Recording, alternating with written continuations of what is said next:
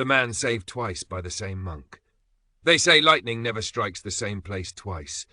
But in the summer of 1915, on a quiet riverside road outside Tokyo, a half-drowned man clawing for breath would disagree, because as his vision blurred and the world slipped away, the face leaning over him was one he had seen exactly 10 years before, in another river, under another sky.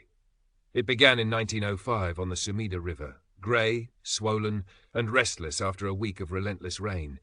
Boats creaked against their moorings, lanterns shivered in the wind, and a young clerk named Hiroshi Sato hurried along the riverbank, clutching a satchel of paperwork he'd been ordered to deliver before dusk.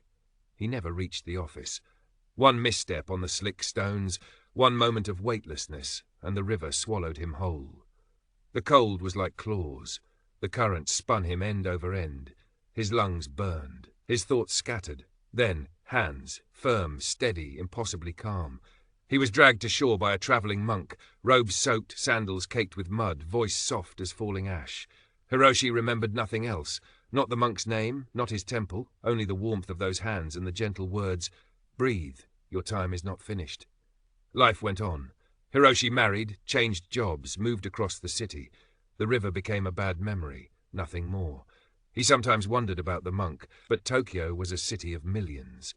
The idea of crossing paths again felt as unlikely as finding the same leaf twice in the wind. Until 1915.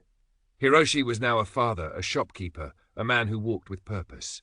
That afternoon, he was hauling supplies across a narrow wooden bridge when the boards gave way beneath him. A violent splash, a surge of choking water. His body slammed against a hidden rock, the world bent sideways. Not again, he thought. Not like this. But again, hands, warm, steady, familiar. He was pulled from the river as if fate had simply rewound itself. Coughing, shaking, he blinked the water from his eyes and froze. The monk kneeling beside him looked older but unmistakable. The same calm expression, the same gentle presence, even the same frayed prayer beads at his wrist. "You," Hiroshi gasped. How is this possible?" The monk only smiled, as if the answer were far simpler than the moment allowed. "Paths cross as many times as they need to," he said, "and some lives are tied together by threads you cannot see."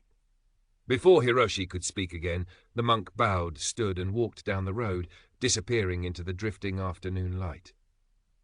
Hiroshi never learned his name, but he never forgot the truth he'd been shown twice.